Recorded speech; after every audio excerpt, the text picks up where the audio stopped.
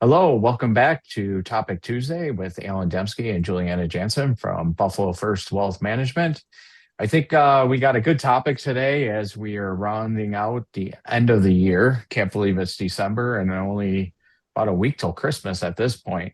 But as we're rounding out the year, we just wanted to cover a topic today that we thought was timely, especially as people are doing their open enrollments and changing their benefits for next year, is some of the common mistakes that we see people do with their 401ks. We come across this probably more than we'd like to admit it. But these are four of the most common things that we have seen out there. Again, as a disclaimer, this is for informational purposes only and not intended to be financial advice, and certainly seek guidance for your specific situation. So I'll turn it over to Juliana for the first one. Yeah, and we picked the first one because we think it's the most important, and that is we still see people coming into our office that have not checked with their HR department to determine what the match situation is from their employer. And what we stress to them is this is basically free money. So if an employer is matching 50% up to a 6% contribution, that means the employer is just giving you 3%, basically. So it's really important to go back to your HR department. And we do see quite a bit of variability from employer to employer. Some companies have pretty generous matches out there. So you Mhm. really want to make sure that you're putting enough in, contributing enough of your own funds to get the absolute maximum match from your company. Yeah, and I think sometimes people think it's always dollar for dollar, or I do 1% or 2% and I get 2%. That's usually not the case. Every match is set up differently, and I think people need to really review how they are, because you could have, just like you said, I can get to the maximum of 3%, but I have to do 6%. So, I got to make sure that I'm doing enough on my share to get that full percentage going forward. I think another mistake that we see all too often, and a lot of our businesses rollovers, is people have way too many accounts spread out.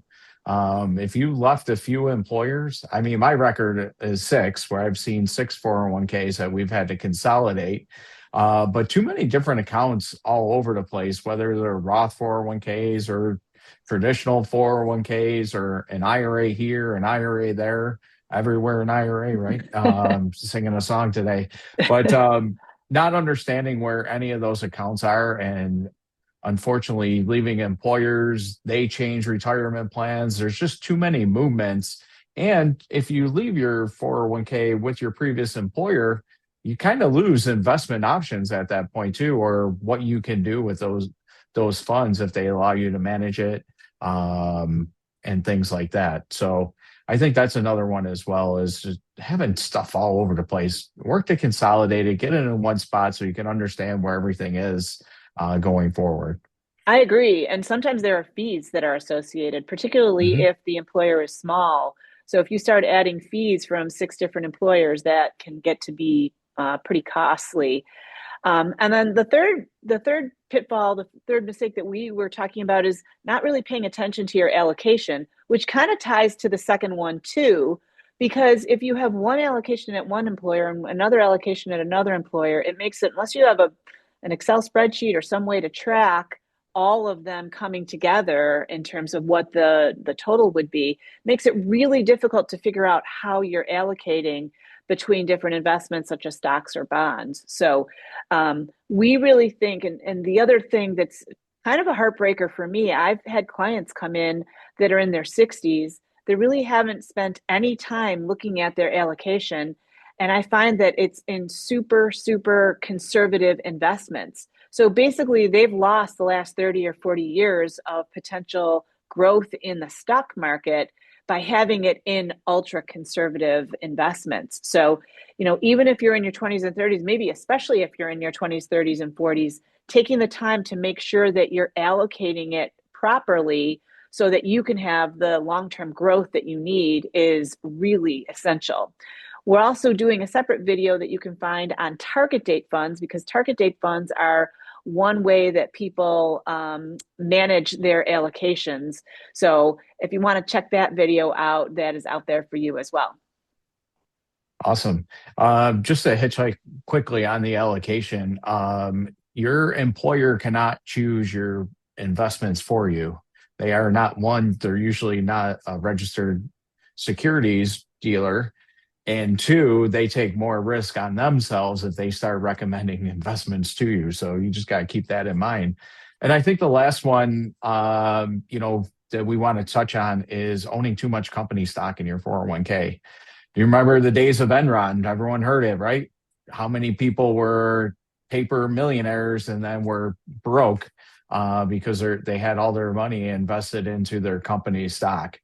Is it great to own your company stock in your 401k? Absolutely. If you believe in the company you work for and they have solid balance sheet and fit all the criterias of a worthwhile stock to invest in, certainly take a look at that. But you want to limit your exposure to that stock, maybe 10, 15% at the very most. And that includes if you have employee stock ownership too. Some people have company stock in their 401k and then they have employee stock ownership that they're buying on a quarterly basis, shares of their company stock at a discount, but then you become over allocated. When's the last time you looked at that allocation? And then others have restricted stock units where every year that they're with the company, they're awarded restricted stock, and then that starts to build up. And then next thing you know, their whole portfolio is 60 to 70% of their company stock, which could lead to a lot of volatility as you start to get close to retirement and there's some bouncing around in the stock market that could potentially, hurt your overall portfolio. Anything else you want to add since we're No, I think that covers the main ones. I think really what we're saying is just spend a little time trying to get yourself set up, and then the automatic contributions are going to really set you up for the future. But you do need to spend a little time on the front end, making sure that things are set up properly for you.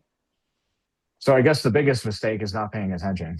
Yeah, right. As with So a lot of investing. right, absolutely.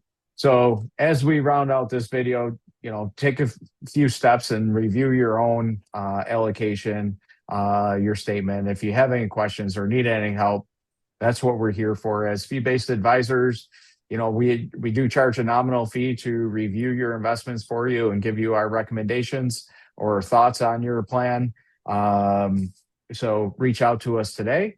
And thank you for another Topic Tuesday, and catch us next time.